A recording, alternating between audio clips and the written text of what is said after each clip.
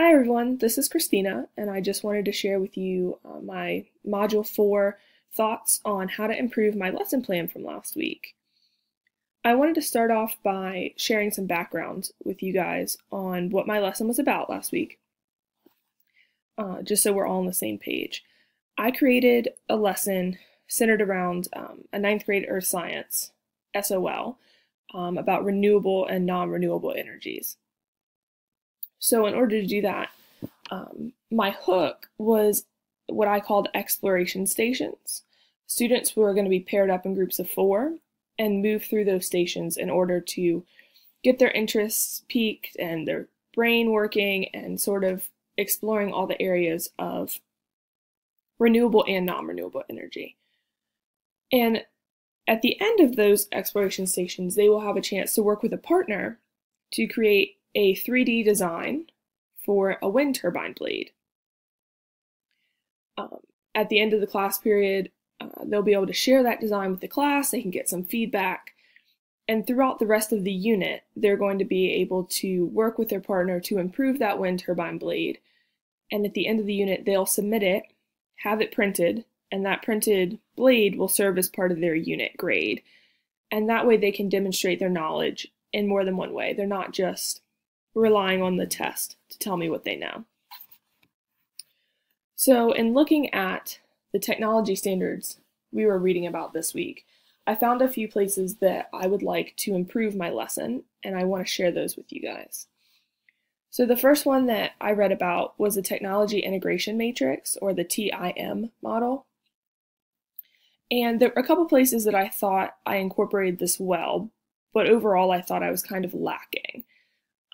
I think that the authenticity portion of this model is really important, and let's see if I have highlighted here 2 areas where I felt like the students were having authentic experiences in the hook portion of my lesson. So they're designing something in Station 4 here. They're designing something of their choosing, but they're immediately erasing it after their time at that station is over. In my mind, this was just a time for them to practice and get used to the software again and be using it before they were designing something.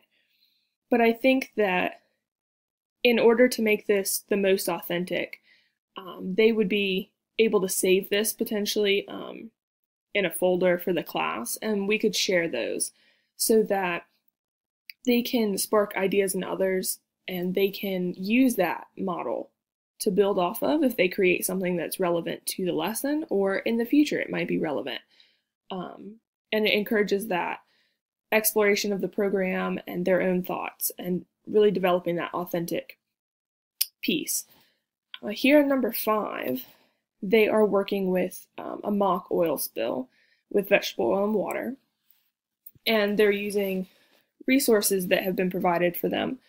They can combine them in any way they want, create anything they need, and the idea was that they would be practicing taking scientific notes in their journal about what works, what doesn't work, what they had time to try, what they would try in the future.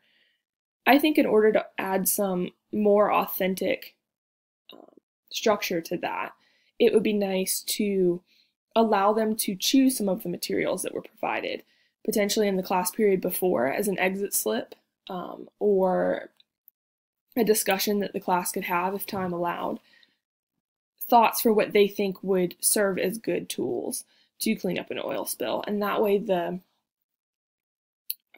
materials provided to them are ones of their own choosing. And that makes it a little more authentic. That way it's their ideas all the way through. It's not my ideas and what they use from my ideas. So I think it would be nice to have a list of student-chosen tools in that part. The second model that I wanted to touch on was the TPACK model. This one seemed to focus a lot more on the educator themselves, and I think for this lesson in particular, I need to continue my learning about the websites in question. I have them designing 3D models using Tinkercad, which is pretty basic software. It's pretty user-friendly. Oops. It's pretty user-friendly. It's not too hard to get behind and figure out. But troubleshooting with it can be difficult because you have to think in 3 dimensions. It's not just creating like you would in art or something like that. You really have to think about all sides of the object and all dimensions at the same time. So it can be difficult to troubleshoot. And I think that if you're going to do a lesson like this as an educator, you need to be able to assist your students effectively and efficiently. You don't want to spend their time looking up how to solve problems because they're not able to dig as deep in their own designs that way. So I would need to continue to practice and troubleshoot in 3 dimensions just so that the students can get the most out of their lesson, especially if you have students that are familiar with 3D design already, because some of these designs can get complicated. And if they're grouping a lot of things together in 3 dimensions, they might come across a little bit more complex problems. And you want to be familiar with how to fix those problems so that students can keep working. I also think it would be important to make sure there's another teacher in your content area that knows a little bit about what you're doing. I have rather, the students paired up because 2 brains are better than 1, and a lot of times you can bounce ideas off of each other and come up with something better than what you would create on your own. And the same thing goes for teachers. Troubleshooting, looking at a problem, you might not see it right away, but if you can call someone else in for a minute, they might be able to fix the problem immediately just because of the perspective they're looking at something from. So I think it would be great to have another educator that you can bounce ideas off of when creating lesson plans in 3D, troubleshooting in 3D, and even when you're printing these objects for the students, because you can run into issues with the 3D printer itself. And then lastly was the SMAR model, or the SMAR model. And I thought that this was really interesting, and I enjoyed thinking about how I could incorporate this further. And I think that the best option for this, right now, let's see, I have them sharing, let's see if we can get down, yeah, number 5 in the highlight here, they're sharing with the class. They're going to be able to show the design in Tinkercad and receive feedback so they can continue to make changes if necessary. And then once they're actually printed and they're touchable objects that can be held and looked at, the class will have a time to move through them and compare and contrast and see what would work and see how different designs can be that still work. But I think in order to really elevate thinking here and to really get into the spirit of the SMAR model, students can share designs via Tinkercad. You can save them to the public so that other people can see them.